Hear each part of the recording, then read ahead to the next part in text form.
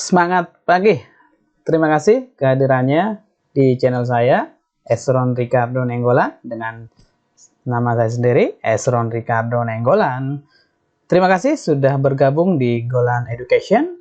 Pada Golan Education kali ini kita akan membahas mengenai faktor-faktor pendorong pengembangan daripada mobile computing.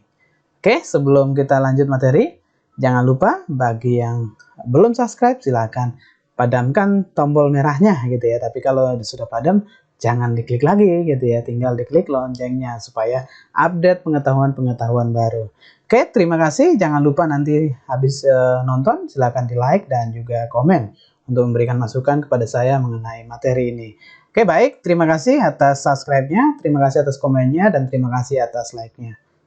Oke, kita akan bahas mengenai faktor-faktor pendorong pengembangan mobile computing. Apa saja yang mempengaruhi sehingga perkembangan mobile computing saat ini bisa kita rasakan gitu ya, dengan genggaman handphone saja gitu ya, bisa kita melakukan segala aktivitas kita gitu ya dalam keseharian. Seperti saat ini kita mengajar menggunakan online juga gitu ya, karena pandemi juga gitu ya. Jadi ada beberapa faktor pendukung yang kita akan bahas hari ini. Yang pertama adalah di sini kita harus memahami bahwa mobile computing itu sebelumnya adalah mempunyai arti kemampuan teknologi untuk menghadapi apa nih, perpindahan ya atau pergerakan manusia dalam pemanfaatan komputer secara praktis. Artinya komputer itu sudah kita gunakan kemana-mana, kita bawa atau kita genggam dengan gampang dan mudah gitu ya. Artinya sudah lebih minimalis dari sisi tampilan gitu ya, minimalis dan didukung oleh jaringan tadi ya. Oke, jadi kita gampang membawanya, itu namanya adalah mobile computing. Oke, faktor pendukung lainnya yaitu adalah di mana mobile computing adalah berarti adanya distribusi dengan jaringan untuk komunikasi antar mesin yang berbeda gitu ya. Dan juga komunikasi nirkabel tanpa kabel yang diperlukan untuk mobilitas perangkat yang digunakan saling berkomunikasi gitu ya. Sehingga memungkinkan orang yang satu dengan orang yang lainnya itu atau misalnya dengan perangkat lainnya itu bisa mengakses layanan apapun dari mana saja, kapan saja. Nah, ini namanya adalah kemudahan dari mobile computing tersebut. Oke, ada 5 atribut sebagai nilai tambah ya untuk mendorong perkembangan mobile computing selain daripada dari sisi jaringan tadi ya. Ada 5 nilai tambah. Yang pertama adalah ubiquity-nya gitu ya. Ubiquity ini adalah mengacu pada atribut yang tersedia pada setiap lokasi pada waktu tertentu gitu ya. Jadi ada di mana-mana. Jadi bisa kita gunakan kapanpun gitu ya. Sebuah ponsel pintar atau PDA menawarkan ubiquity yaitu dapat memenuhi kebutuhan baik untuk informasi real time dan komunikasi tergantung pada lokasi pengguna gitu ya. Jadi contoh seperti ini.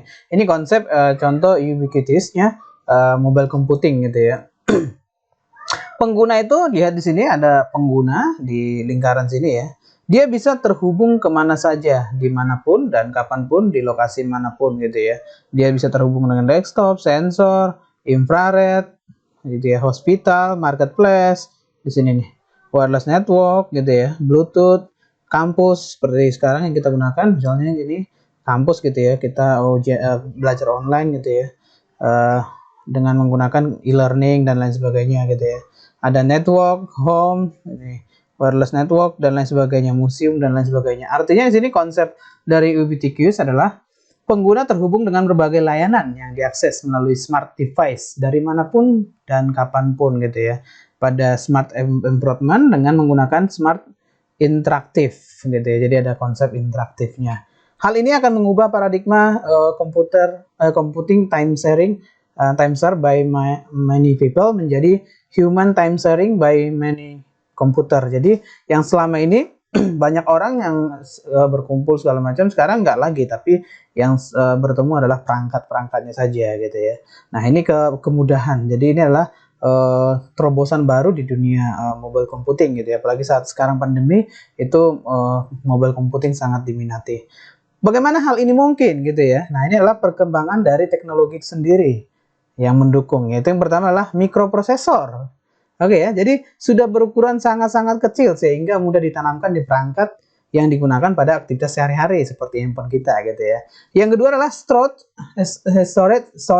harganya sudah lebih terjangkau. Storage itu adalah tempat penyimpanannya sudah lebih terjangkau dengan kapasitas yang besar gitu ya. Storage sekarang sudah lumayan murah gitu ya. Kita bisa beli dengan nggak terlalu mengeluarkan uang gitu ya, banyak gitu. Kalau dulu masih mahal storage gitu, sekarang nggak terlalu. Yang ketiga adalah wireless networking, tersedia untuk mendukung komunikasi. Sekarang semakin murah layanan internet gitu ya. Wireless networking juga sudah rata-rata sekarang rumah-rumah menggunakan wireless gitu ya. Material baru untuk mendukung berbagai bentuk kebutuhan seperti e-ink gitu ya, dan tampilan yang fleksibel elektronik ink gitu ya. Jadi tampilannya lebih fleksibel. Jadi material baru. Nah, seperti contohnya handphone gitu ya. Ini materialnya sudah terbaru gitu ya, bukan kalau dulu kan handphone masih besar-besar banget gitu ya, harus ini. Tapi karena mikroprosesornya dan produk-produknya sudah bisa dibuatkan dengan hal-hal yang lebih sederhana, lebih kecil, maka terbentuklah yang namanya konsep daripada ubiquitous gitu ya. Itu mempermudah dan membuatkan konsep smart interaktif gitu ya. Oke, itu yang pertama. Yang kedua adalah kenyamanan gitu ya. Kalau kita perhatikan di sini gambar orangnya gitu ya. Kalau dulu bawa laptop tuh PC berat banget gitu ya, ada PC, ada monitornya. Tapi lama kelamaan itu berubah menjadi kecil banget gitu ya. Sama seperti perubahan manusia purba katanya gitu ya. Kalau di sini lihat gambar, itu perubahannya dari bawa besar komputernya menjadi kecil gitu ya. Simple sekarang gitu ya. Nah, ini dari sisi kenyamanan. Yang ketiga dari instant connectivity ya, instan gitu ya. Berarti di sini artinya adalah perangkat mobile memungkinkan pengguna untuk terhubung dengan mudah dan cepat ke internet. Yang penting adalah ada jaringan internet gitu ya. Kita bisa mengakses apa yang mau kita akses, ada server gitu ya. Dan ada nanti di server tersebut ada database. Jadi nanti kita bisa mengakses perangkat lain. Konsepnya adalah, konsep mobile computing adalah client server gitu ya. Oke, itu dari instant connectivity-nya. Yang penting adalah dia terkonek dengan internet gitu ya. Baik, yang keempat itu adalah faktor yang mendorong adalah dari personalisasinya gitu ya. Personalisasi ini mengacu pada penyusunan informasi yang disesuaikan dengan konsumen individu gitu ya. Jadi adanya pemetaan kebutuhan-kebutuhan misalnya kayak klien gitu ya. Jadi dibuatkanlah konsep client server. Contoh sederhana adalah ketika misalnya kita melakukan komunikasi gitu ya. Berarti kita ingin melakukan komunikasi dengan orang lain. Berarti apa? Di sini ada personalisasinya gitu ya. Ada hubungan yang akan kita lakukan dengan orang lain. Berarti ini disesuaikan apa? Dengan konsumen individu gitu ya, kebutuhan individu. Misal contohnya adalah sesuai dengan misalnya contohnya era pandemi ini gitu ya. Makanya dibuatkan konsep ada yang namanya seperti ini, seperti misalnya belajar online gitu ya, menggunakan Zoom gitu ya. Itu disesuaikan dengan kebutuhan daripada konsumen. Ada juga seperti dulu kan telepon hanya bisa suara gitu ya, tapi disesuaikan dengan kebutuhan konsumen individunya juga dan kebutuhan penggunanya. Berarti apa? Sekarang coba sudah bisa melakukan dengan media sosial, melakukan video conference. Bahkan dulu masih satu sama satu gitu ya. Nah, sekarang misalnya kita menggunakan media sosial sudah bisa rame-rame gitu ya. Misal 4, 8 orang gitu ya di media sosial. Kita saling ngobrol dan lain sebagainya. Nah, ini adalah personalisasi, artinya adalah penyusunan informasi yang disesuaikan dengan kebutuhan dengan konsumen. Nah, ini adalah sebagai pendukung atau pendorong daripada kemajuan teknologi. Artinya banyak kegiatan-kegiatan kita sekarang yang akan didukung dengan mobile computing, akan diarahkan ke mobile computing. Seperti contoh, dulu kalau ngambil duit masih harus ke bank gitu ya. Muncul teknologi baru yaitu ATM. Nah, sekarang nggak lagi, tinggal klik kita bisa ngirim lewat handphone gitu ya. Nah, itu adalah ke personalisasinya atau penyesuaian terhadap konsumen atau individu. Yang penting di sini seperti gambar, dia terkoneksi dengan pusatnya gitu ya. Individu-individu berpusat ke server tadi. Oke. Mobile computing didukung nilai yang tadi ya, nilainya ada nilai yang kelima, itu adalah lokalisasi produk dan jasa. Nah, ini adalah lokalisasi produk dan jasa, mengetahui di mana pengguna secara fisik berlokasi pada saat tertentu adalah kunci untuk menawarkan produk dan layanan yang relevan.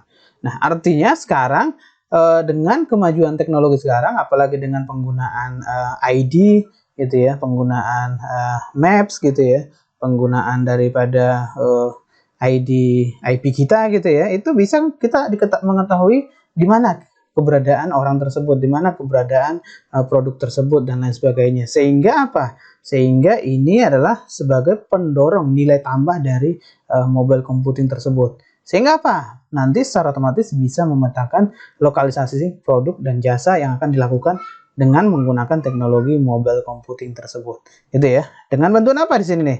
Dengan bantuan internet. Nah, di sini kita nanti bisa mengetahui dia terkoneksi dari mana nih gitu ya. Berlokasinya, apakah misalnya contohnya di Medan, Jakarta gitu ya. Dia menggunakan apa? PC, mobile gitu ya, notebook dan lain sebagainya. Oke, nah contoh sederhana. Ketika Anda login misalnya di Google gitu ya. Nah, secara otomatis kalau Anda hubungkan Google Anda dengan handphone Anda, maka secara otomatis nanti akan info, misalnya contoh Anda buka di mana ya? Di laptop lah gitu ya. Google Anda Gmail gitu ya, akun Gmail Anda.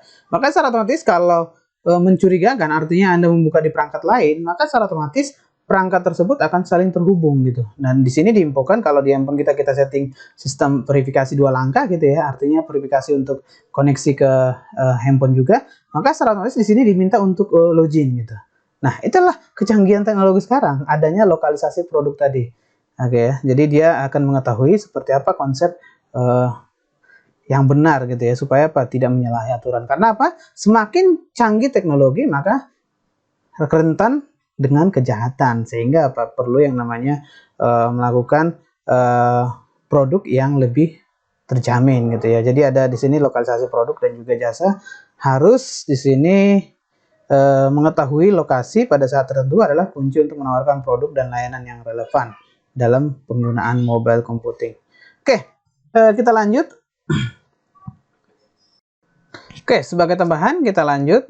Menurut Kun Arif Cahyantoro menyatakan bahwa pertumbuhan aplikasi mobile itu tentu saja dipengaruhi oleh beberapa hal gitu ya. Kenapa dia berkembang pesat gitu ya? Yang pertama lah inovasi teknologi. Teknologi semakin bertumbuh, teknologi semakin baik, perusahaan atau pabrik teknologi semakin banyak gitu ya. Perkembangan bisnis juga mempengaruhi gitu ya. Sekarang perkembangan bisnis sudah menggunakan dengan konsep online semua gitu ya, sudah meninggalkan konsep yang lama gitu ya, artinya tetap muka dan lain sebagainya atau ketemu dan lain sebagainya, serta peningkatan fasilitas keamanan. Nah, ini yang penting nih, teknologi semakin berkembang berarti apa?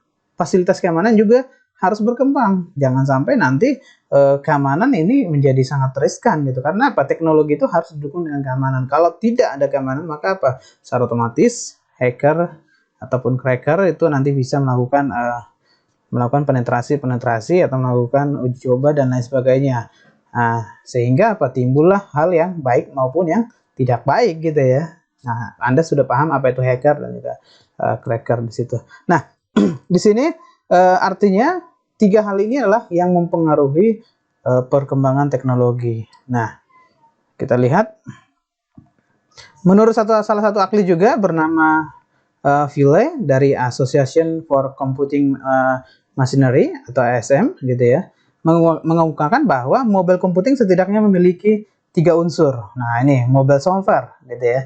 Nah, jadi selain daripada pendukung tadi atau yang mempengaruhi tadi, ternyata mobile computing itu berkembang karena apa? Dipengaruhi apa?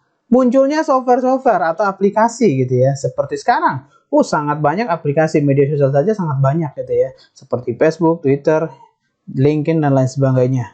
Oke ya.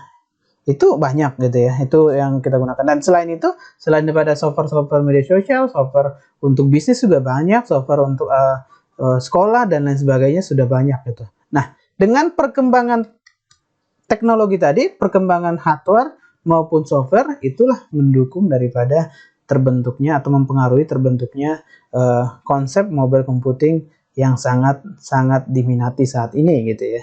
Nah, di sini lihat bahwa hardware juga sangat mempengaruhi gitu ya. Oke, dengan adanya hardware maka komponen komputer itu saling berinteraksi gitu ya. Selain hardware apalagi? Nah, ini yang paling penting, mobile communication. Jadi komunikasi antar perangkat, ini mobile device Ini device server, ini wireless. Nah, ini konsep daripada komunikasinya. Ini adalah software kita tadi. Ini software berada di sini, ini hardware resource, ini wireless gitu ya. Ini saling terkoneksi. Nah, adanya ketiga ini, software, hardware, dan juga mobile communication, itulah menjadikan faktor pendukung dari atau pendorong pengembangan mobile computing gitu ya. Jadi itu saja untuk hari ini. Apabila ada pertanyaan atau ingin diskusi, silahkan boleh melalui komen. Jangan lupa kalau bermanfaat di like, komen, serta subscribe ya. Terima kasih atas subscribe-nya. Terima kasih sudah hadir di Golan Education, dan semoga sukses buat Anda dan sukses juga buat saya. Salam Golan, salam pencapaian untuk kita semua. Terima kasih.